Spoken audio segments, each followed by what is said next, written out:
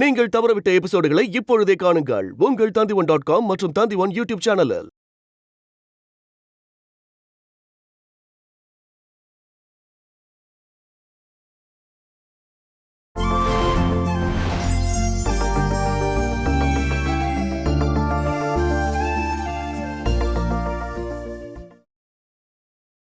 கிரணை பத்தி உங்களுக்கு தெரியாது. அப்பெல்லாம் என் பொண்ணு அனுபவிச்ச வேதனைய வாயால சொல்ல முடியாது. இங்க பாரு, அப்போ அவ அந்த மாதிரி நடந்துகிட்டதுக்கு எதுக்கு?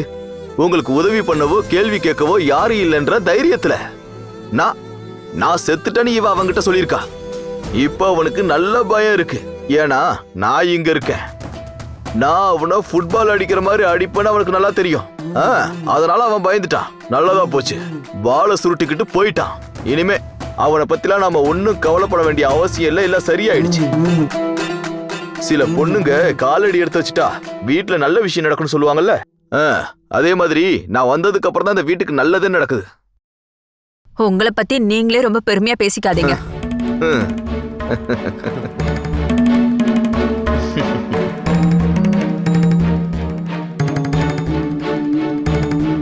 கிரண் உங்களோட நல்ல ஃப்ரெண்டு.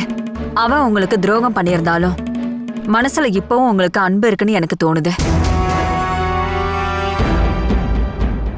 இதுக்கு மேல உங்களை கஷ்டப்படுத்த வேண்டாம்னு நினைச்சு கிரண் விட்டு கொடுத்திருப்பானா?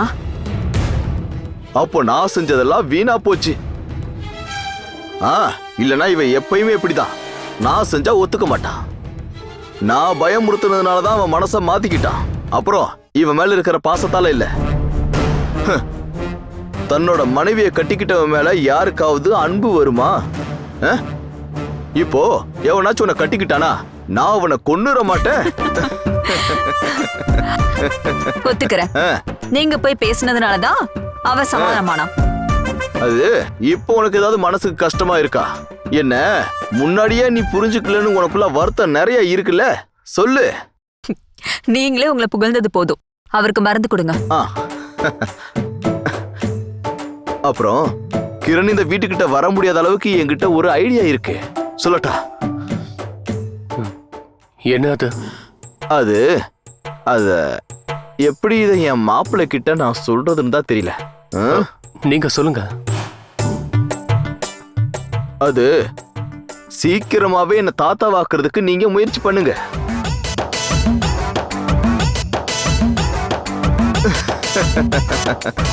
அனு மாசமா இருக்கிறது தெரிஞ்சா அவன் இந்த ஊரை விட்டு ஓடிடுவான். சீக்கிரமா ரெடி பண்ணுங்க மாப்பிள்ள. அப்புறம் உங்ககிட்ட நான் அதை எப்படி சொல்றது? என்னடா?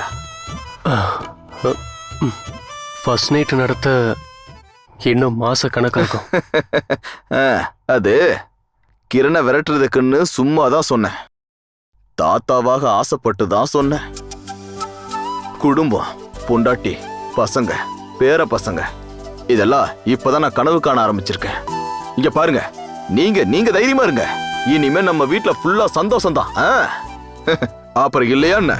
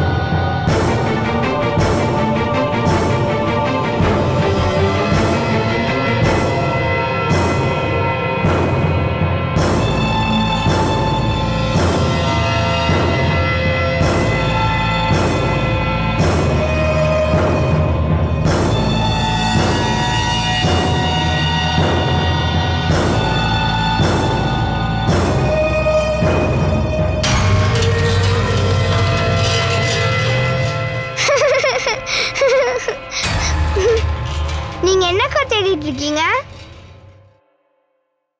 ஏதாவது தொலைஞ்சு போயிடுச்சா? தொல்லை பண்ணாம இங்க இருந்து போ அம்மு. என்ன தொலைஞ்சு போச்சுன்னு சொல்லுங்க, நான் உங்களுக்கு ஹெல்ப் பண்றேன். உன்னோட ஹெல்ப் ஒன்றும் எனக்கு தேவையில்லை. நீ மட்டும் இல்லை, யாரோட ஹெல்ப்பும் எனக்கு தேவையில்லை. நீங்க எதுக்காக என்கிட்ட கோவப்படுறீங்கக்கா?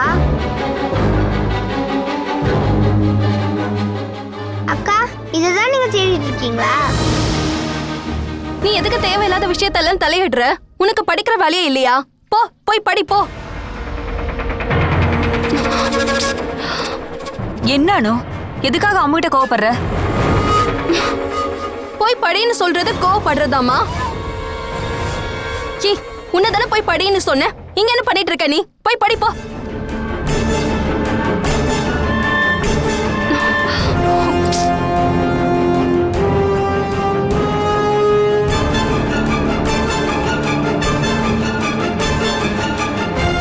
உனக்கு என்ன ஆச்சானோ? எனக்கு ஒன்னும் ஆகல. நீ என்ன தேடிட்டு இருக்க? ஏதோ ஒண்ணு தொலைஞ்சு போயிருக்கு. அந்த கோவத்தை தான் நீ அம்மு கிட்ட காமிச்சிட்டு இருக்க. இப்ப நீ என்ன தேடிட்டு இருக்க? ஆனா நான் உன்கிட்ட தான் கேக்குறேன், என்னன்னு சொல்லு. முன்னாடி என்கிட்ட இருந்த போட்டோஸ், டாக்குமெண்ட்ஸ், டைரி எல்லாம் தேடுறேன். எதையுமே காணோம். அதெல்லாம் நீங்க எடுத்து வச்சிருக்கீங்களா? கொஞ்ச நாளைக்கு முன்னாடின்னு சொன்னா ஒரு 10 வருஷத்துக்கு முன்னாடி. என்னோட பழைய டைரிய கூட காணோம். எதுவுமே இல்ல. எல்லாத்தையும் நீங்க எடுத்து எரிச்சிட்டீங்களா?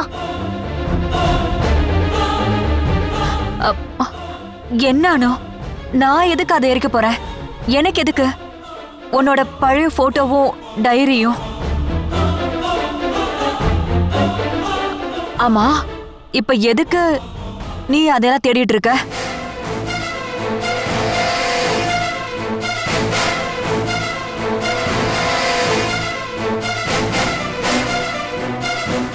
அவசியம் இருக்கு. பழசெல்லாம் எனக்கு தேவைப்படுது. எதுக்காக? அதெல்லாம் என்னோட பர்சனல் தேவைன்னு வச்சுக்கோங்க. உங்களுக்கு அதெல்லாம் தேவையில்லை. என்ன அனு, உனக்கு என்னதான் ஆச்சு? நீ ஏன் அனு என்கிட்ட இப்படி எல்லாம் நடந்துக்கிற? நாம ஒன்னும் இங்க தங்கி இருக்கல. முன்னாடி நம்ம வீடு மாறி வரும்போது எல்லாம் அங்கே போயிடுச்சு. காணாம போனதை பத்தி எதுக்கு தேடிட்டு இருக்க? தேவையில்லைன்னு நினைச்சு நீங்க அழிச்சது எல்லாமே இப்ப எனக்கு ரொம்ப தேவைப்படுது. நீங்க எரிச்சது, அழிச்சது எல்லாம்.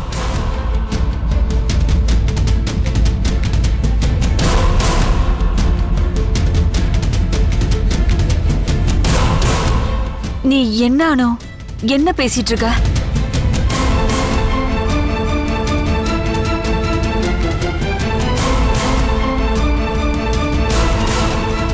நான் சொல்றது எல்லாமே உங்களுக்கு நல்லாவே புரியுதுன்னு எனக்கு நல்லா தெரியும்.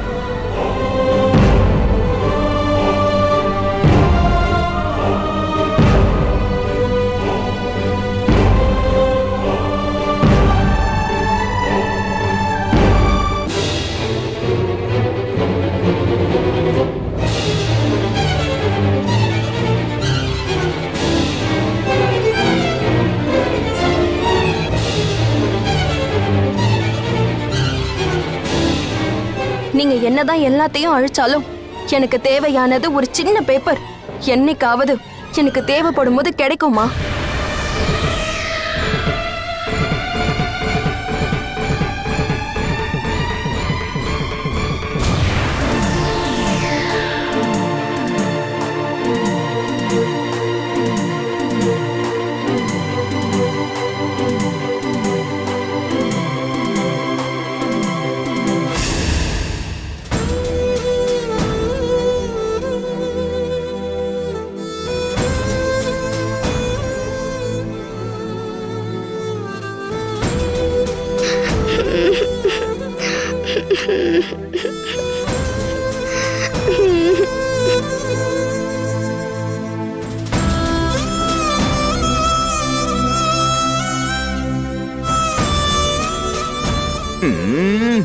என்ன ஆச்சு என்னுடைய அம்முக்கு?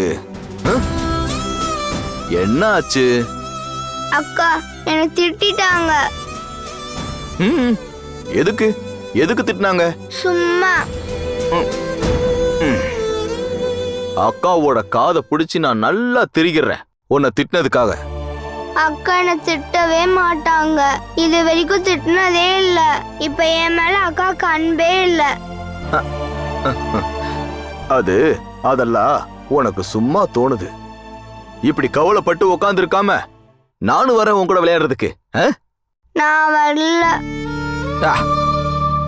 ம். இருந்தாலும் உன் மூட மாத்த நான் ஒரு நல்ல கதை சொல்லட்டுமா? ஆ? இந்த கதையை கேட்டா என் தங்கம் நல்லா சிரிச்சு சிரிச்சு சிரிச்சு சிரிச்சு சிரிச்சு சிரிச்சு நீ கீழே விழுந்துருவேன். அவ்வளவு நல்ல காமெடி கதை சொல்லட்டுமா? ஆ? ஆ. இந்த கதை நடக்கிறது காட்டுக்குள்ள இருக்கிற ஒரு பெரிய அரண்மனையில தான். பெரிய காட்டுக்குள்ள தனியா இருக்கிற ஒரு அரண்மனை. அங்க யாருமே இல்ல. நைட்டு போட்டோ எடுக்கிறதுக்காக வந்த ஒரு போட்டோகிராஃபர் நைட் அந்த அரண்மனைக்குள்ள போறாரு. சோர்ந்து போனதுனால அவரு கொஞ்ச நேரம் தூங்கிட்டாரு. நடு ராத்திரி 12 மணி. பேயோட கண்ணெல்லாம் ஜொலிச்சது. பல்லெல்லாம் அப்படியே பெருசாச்சு.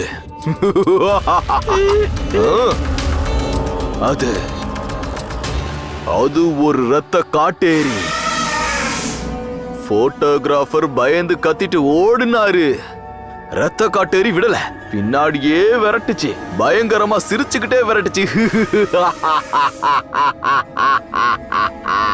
ஐயோ,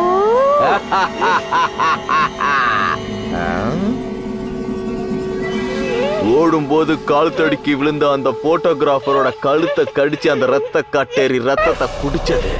அவர் துடிச்சாரு. அவருடைய ரத்தத்தை ஸ்டாவ் வச்சு குடிக்க ஆரம்பிச்சது அந்த ரத்த காட்டேரி. பயந்துட்டியா? பயந்துட்டியா? இதான் நீங்க சிரிக்க வைக்கிற கதையா? நீங்க இங்க இருந்து போங்க. பாவம் பயந்துட்டா. நானும் பயந்துட்டேன். ஐயோ ஐயோ. அது அவளுடைய மூட மாத்துறதுக்கு நான் ஒரு கதை சொன்னேன். காமெடி சொல்லதான் நினைச்சேன். ஆனா கதை சீரியஸ் ஆயிடுச்சு. ச்சே, இல்லனாலும் எனக்கு இந்த மாதிரி கதை தானே தெரியும். அப்புறம் இந்த ஜுரம் மருந்தெல்லாம் இருந்தா எடுத்து வச்சுக்க. இன்னைக்கு நைட் அவளுக்கு கண்டிப்பா ஜுரம் வரும். அம்மாவுக்கு மட்டும் இல்ல, நமக்கும் ஜுரம் வரும். என்னாச்சு உனக்கு? அனு கொஞ்ச நேரத்துக்கு முன்னாடி என்கிட்ட கோவமா நடந்துக்கிட்டா. என்கிட்ட மட்டும் இல்ல, அம்மு கிட்டையும் தான். அவளுக்கு பழைய போட்டோஸ், டைரி இது எல்லாமே வேணுமா? அவ என்கிட்ட சொல்லிட்டு இருக்கா. எதுக்கு? 10 வருஷத்துக்கு முன்னாடி உள்ளது. அது எதுக்கு அவளுக்கு? திடீர்னு அதையெல்லாம் தேடுறானா? நிச்சயமா ஏதோ ஒரு காரியம் இருக்கு. என்ன விஷயம்? 10 வருஷத்துக்கு முன்னாடி நடந்த விஷயங்கள் எல்லாம் எதுவுமே ஞாபகம் இல்லைன்னு அவ புரிஞ்சுக்கிட்டு அவ கேக்குறான்னு தான் எனக்கு தோணுது.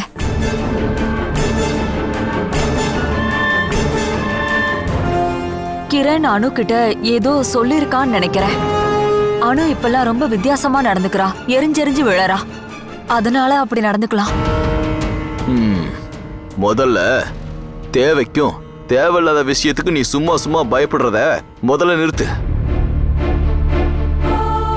அவளுக்கு ஏதாவது தேவைப்பட்டிருக்கும், அதனாலதான் அவ கேட்டிருப்பா. அப்புறம் மனோவை இந்த நிலைமையில பாக்குறதுக்கு அவ எவ்வளவு கஷ்டப்படுவான்னு உனக்கு தெரியும்ல. அதனால கோவம்லாம் இருக்கும்.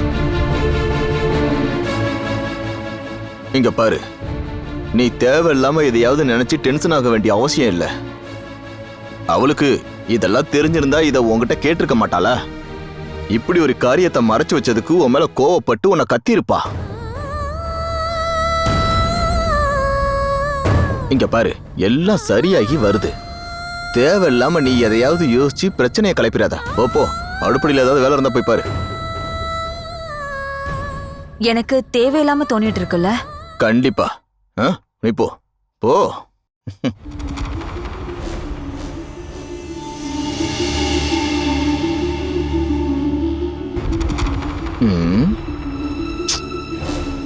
பாவம், எல்லாம் சரியாகி வர்றதுனால அணுக்கு ஒரு தங்கச்சியையோ இல்ல தம்பி பாப்பாவையோ நம்ம கொடுக்கணும்.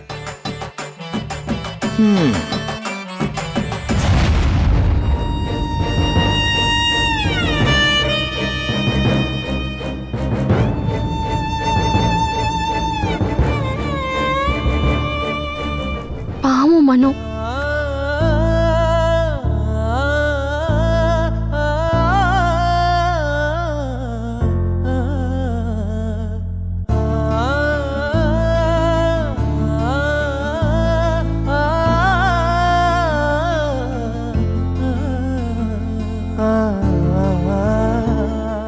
மனோ,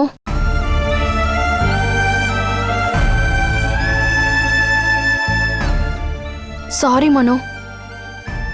எதுக்காக சாரி சொல்ற? நான் உங்களுக்கு மருந்து தர லேட் பண்ணிட்டேன். சீக்கிரமா கூட இதுல இருந்து நான் சீக்கிரமா குணமாகணும்னு ஆசையா இருக்கேன். அதனால நான் கரெக்டான டைமுக்கு மெடிசன் சாப்பிட்டா தானே குணமாக முடியும். எனக்கு அந்த ஆசை இல்லைன்னு நீங்க சொல்றீங்களா மனோ? ச்சே, நான் அப்படி எதுவும் நினைக்கல. எனக்கு தெரியாதா என்னோட அனு எந்த அளவுக்கு என்னை காதலிக்கிறான்னு? இருந்தாலும் உங்க கூட நான் எப்பவும் இருக்க மாட்டேங்கிறேன்ற கோவம் உங்களுக்கு இருக்குன்னு எனக்கு நல்லாவே புரியுது. அப்போ உனக்கு புரியுது இல்லையா? அப்புறம் எதுக்காக நீ என் கூடவே இருக்க மாட்டேங்கிற?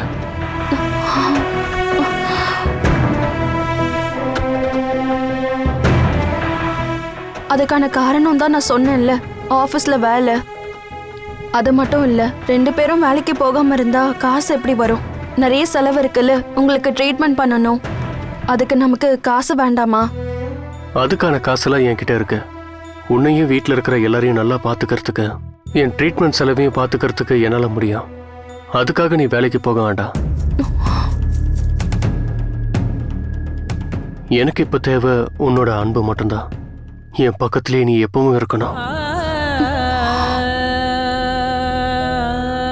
நான் எந்திரிச்சு நிக்கிற வரைக்கும் நீ என் கூடவே இருந்தா போதும். வேலைக்கு மட்டும் இல்ல, வெளியில கூட போக கூடாதுன்னு தான் நான் ஆசைப்படுறேன். நீ சொல்ல வர்றது செலவுக்கு காசு வேணும், ட்ரீட்மெண்ட் பண்ணணும், அதுக்காக வேலைக்கு போறேன்னு சொல்ற. ஆனா அதுக்கு அவசியமே இல்லை. நீ அப்போ என் கூடவே இருக்கலாமாச்சே. நீங்க எதுக்காக இப்படி அடம் பிடிக்கிறீங்க? நான் ஒன்றும் அடம் பிடிக்கல, நீ தான் இப்போ அடம் பிடிச்சிட்டு இருக்க. வேலைக்கு போயே ஆகணும்னு அடம் பிடிக்கிற. பகல்ல என்னால அப்பாவும் அம்மாவும் ரொம்பவே கஷ்டப்படுறாங்க. ஒருத்தரோட உதவி இல்லாம என்னால எதுவும் பண்ண முடியாதுன்னு உனக்கு நல்லாவே தெரியும் இல்லையா? நீ எதுக்காக அவங்கள போட்டு இப்படி கஷ்டப்படுத்துற? ஏன்னா இந்த நிலைமையில விட்டுட்டு நீ வேலைக்கு போறேன்னு சொல்ற. இதை கேட்கறவங்க மற்றவங்கள என்ன சொல்லுவாங்க? எனக்கு உங்க மேல அன்பு இல்லைன்னு சொல்லுவாங்க. ஊர்ல இருக்கவங்களுக்கு புரிய வச்சு வாழ முடியுமா? என்னோட அன்பு உங்களுக்கு புரிஞ்சா போதும். அப்படின்னா நீ கண்டிப்பா வேலைக்கு போவே இல்லையா? நேரம் ஆயிடுச்சு. உங்களுக்கு தூக்கம் வரலையா? படுக்கலாம்ல. படுக்கிற தூக்கம் வர்றதால இல்ல. நீ கஷ்டப்பட வேண்டாம், நான் படுத்துக்கிறேன்.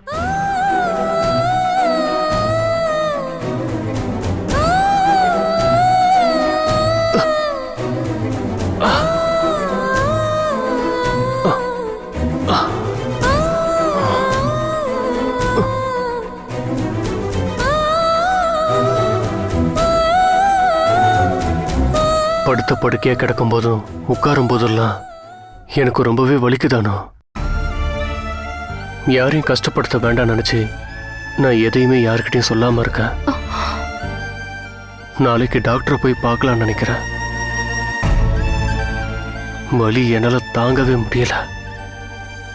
நாளைக்கு நம்ம ஹாஸ்பிட்டல் வரைக்கும் போலாம், நீயும் கூட வா.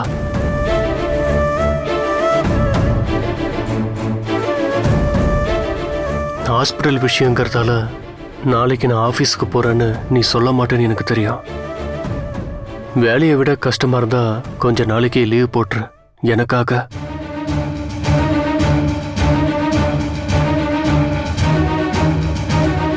என் கூட இருக்கிறத விட நீ சந்தோஷமாகவும் நிம்மதியாகவும் இருக்கிறது ஆஃபீஸில் இருக்கும்போது தான். அப்படின்னா நீ தாராளமாக போகலாம்.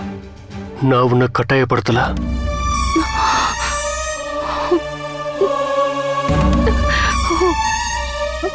அனு, நீ இப்போ எதுக்காக அழுவுற? நீ போய் தூங்க, நாம காலையில் பார்க்கலாம். Good night.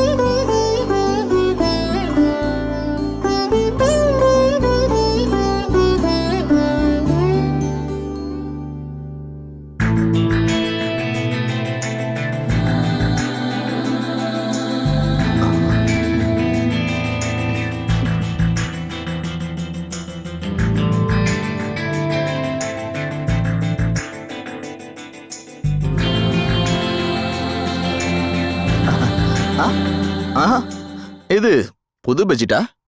இல்ல இதுக்குள்ள கொசு இருக்கா?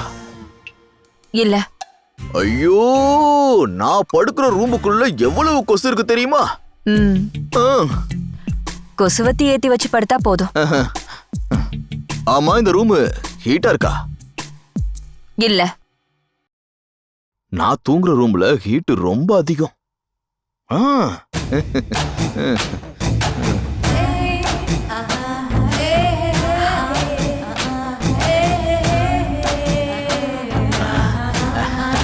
ஐயோ, அப்பா.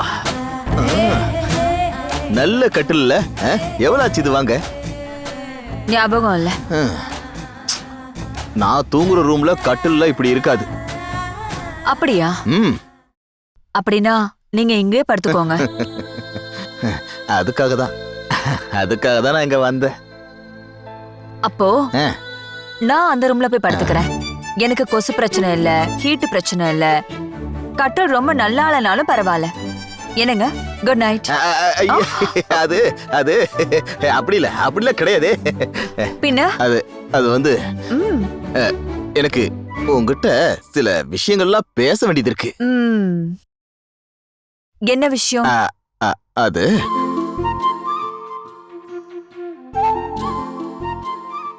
Catch us on TV, Tandivan.com, Facebook and YouTube.